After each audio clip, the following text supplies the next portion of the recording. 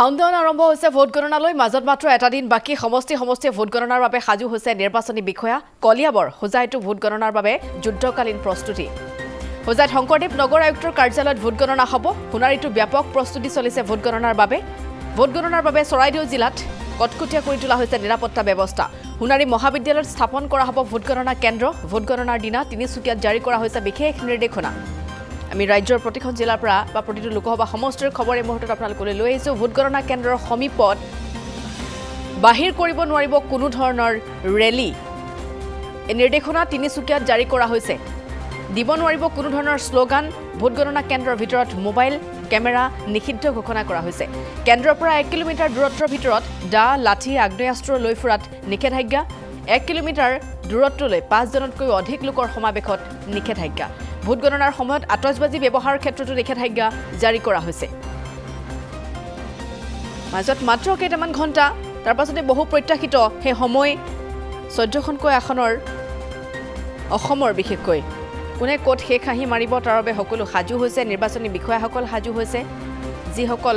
ব্যস্ত হৈ পৰিব ভোট গণনাৰ সেই বিশেষ দিনটোত সকলোৰে নিজা নিজা প্ৰস্তুতি ইতিমধ্যেই সমাপ্ত কৰিছে কেইবাখনো জিলাৰ পৰা কেনেধৰণৰ নিৰ্দেশনা এই সন্দৰ্ভত আমি খবৰ আপোনালোকক জনাইছোঁ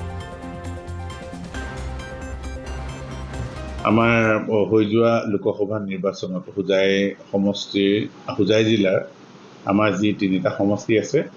হোজাই বিন্নাকান্দি আৰু লামডিং সমষ্টি এই তিনিটা সমষ্টিৰ ভোট গণনাৰ কাম আমাৰ যিটো কাউণ্টিং চেণ্টাৰ বুলি কয় উপায়ুক্তৰ কাৰ্যালয় তাৰ ভিতৰত আমাৰ তিনিটা কাউণ্টিং চেণ্টাৰ হল থাকিব আমাৰ ফাৰ্ষ্ট ফ্ল'ৰত থাকিব হোজাই আৰু লামডিঙৰ কাউণ্টিং হল আৰু আমাৰ গ্ৰাউণ্ড ফ্ল'ৰত থাকিব বিন্নাকান্দি কাউণ্টিং হল আমাৰ প্ৰত্যেকটো কাউণ্টিং হলত 11খনকৈ টেবুল থাকিব আৰু আমাৰ কাউণ্টিং পুৱা 8 বজাৰ পৰা আৰম্ভ হ'ব যিহেতু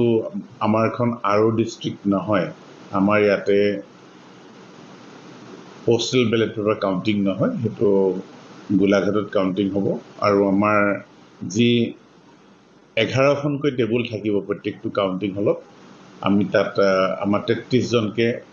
বিষয়া কৰ্মচাৰী নিযুক্তি কৰিম যাতে কাউণ্টিং প্ৰচেছটো তেওঁলোকে সুন্দৰভাৱে কৰিব পাৰে আৰু একেলগে প্ৰত্যেকটো ৰাজনৈতিক কণ্টেষ্টিং কেণ্ডিডেটৰ ফালৰ পৰা প্ৰতিখন টেবুলৰ এগেইনষ্টে আমি 21জনকৈ কাউণ্টিং এজেণ্ট থকাৰ ব্যৱস্থা কৰিবলৈ কৰা হৈছে আমাৰ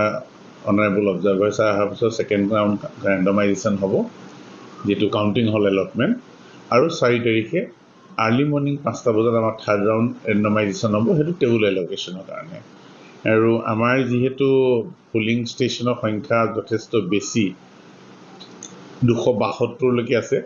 আমাৰ expected maximum round of counting হৈছে 25 ৰাউণ্ড সেই হিচাপত যদি আমি চাবলৈ যাওঁ আমাৰ প্ৰায় ৰাতি 10টাৰ পৰা 11টা বজাৰ ভিতৰত আমাৰ কাউণ্টিং সম্পন্ন হৈ যাব লাগে আৰু ছিকিউৰিটি ব্যৱস্থা আমি সম্পূৰ্ণ কৰিছোঁ ইয়াতে যিটো আমাৰ কাউণ্টিং চেণ্টাৰ জোন